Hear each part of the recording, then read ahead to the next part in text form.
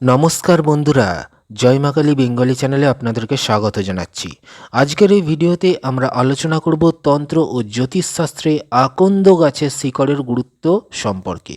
অনেকেই বিশ্বাস করেন আকন্দ গাছের শিকড় সঠিক নিয়মে সংগ্রহ করে মন্ত্রপূর্বক ধারণ করলে জীবনের নানা বাধা দূর হতে পারে, গ্রহদোষের প্রভাব কমতে পারে এবং আধ্যাত্মিক শক্তি বৃদ্ধি পেতে পারে। তবে শুরুতেই বলে রাখি, আজকের আলোচনা প্রাচীন তান্ত্রিক ও জ্যোতিষীয় বিশ্বাসের উপর ভিত্তি করে, এগুলোর বৈজ্ঞানিক প্রমাণ নেই। আকন্দ গাছকে সংস্কৃতে অর্ক বলা হয়। এই গাছ ভগবান শিব ও সূর্যদেবের পুজোয় বিশেষ গুরুত্ব পায়।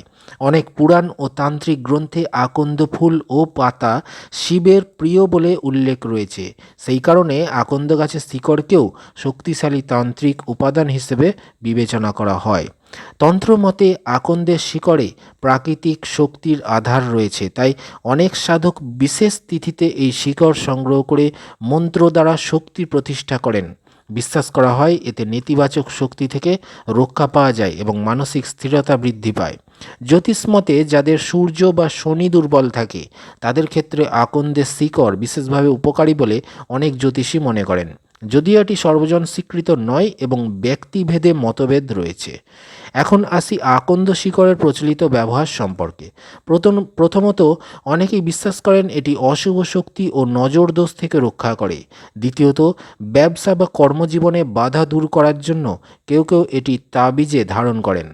তৃতীয়ত, মানসিক ভয় ও অস্থিরতা দূর করার উদ্দেশ্যে মন্ত্রজপের সময় শিকড় সামনে রাখা হয়। চতুর্থত, কিছু তান্ত্রিক মতে এটি সাধনার সময় একাগ্রতা বৃদ্ধিতে সহায়ক। এখন প্রশ্ন হলো কিভাবে সংগ্রহ করা হয়। প্রচলিত বিশ্বাস অনুযায়ী রবিবার সূর্যোদয়ের আগে অথবা কোনো শুভ নক্ষত্রে স্নান করে পরিষ্কার বস্ত্র পরে গাছের কাছে গিয়ে প্রণাম করা হয়। তারপর অনুমতি প্রার্থনা করে শিকড় সংগ্রহ করা হয়। গাছকে অকারণে ক্ষতি না করার কথাও বহু প্রাচীন প্রথায় বলা হয়েছে। সংগ্রহের সময় অনেকে সূর্যদেবের এই মন্ত্র জপ করেন, ওং ঘৃণী সূর্যায় নম। এই মন্ত্র 11 বার অথবা 108 বার জপ করার প্রচলন রয়েছে। যদি শিবের উদ্দেশ্যে আকন্দ ব্যবহার করা হয় তাহলে প্রচলিত মন্ত্র হল ওং নমঃ শিবায়। এটি সর্বজন গ্রাহ্য ও বহুল ব্যবহৃত একটি শৈব মন্ত্র।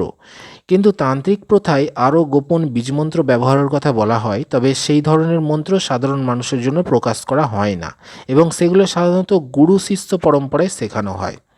অনেকে আকন্দ শিকড় লাল বা হলুদ কাপড়ে মুড়ে পূজাস্থানে রাখেন, আবার কেউ কেউ তাবিজে ধারণ করেন। এসবই আঞ্চলিক ও পারিবারিক বিশ্বাসের উপর নির্ভর করে।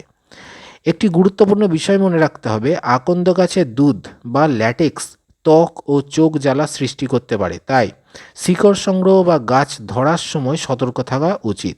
শিশুদের নাগালের বাইরে রাখা ভালো। অনেকে প্রশ্ন করেন আকন্দের শিকড় কি সত্যি ভাগ্য পরিবর্তন করে। এর উত্তর হলো, এ বিষয়ে নির্ভরযোগ্য বৈজ্ঞানিক প্রমাণ নেই। যারা বিশ্বাস করেন তারা এটিকে আধ্যাত্মিক অনুশীলনের অংশ হিসেবে গ্রহণ করেন, আবার অনেকে এটিকে শুধুই লোকবিশ্বাস বলে মনে করেন। তাই অন্ধবিশ্বাস নয়, নিজের বিবেচনাবোধ ব্যবহার করাই শ্রেয়। সবশেষে বলবো, তন্ত্রের মূল শিক্ষা হলো আত্মসংযম, শুদ্ধ চিন্তা এবং নিয়মিত সাধনা। কোনো বস্তুই একাই মানুষের ভাগ্য পরিবর্তন করে এমন দাবি শাস্ত্রের সব ধারায় সমর্থিত নয়। কর্ম, সততা ও ঈশ্বরের প্রতি ভক্তিকেই অধিক গুরুত্ব দেওয়া হয়েছে। আজকের ভিডিও যদি আপনাদের ভালো লেগে থাকে একটা লাইক দেবেন, চ্যানেলটি সাবস্ক্রাইব করে রাখবেন আর সঙ্গে থাকবেন। ধন্যবাদ।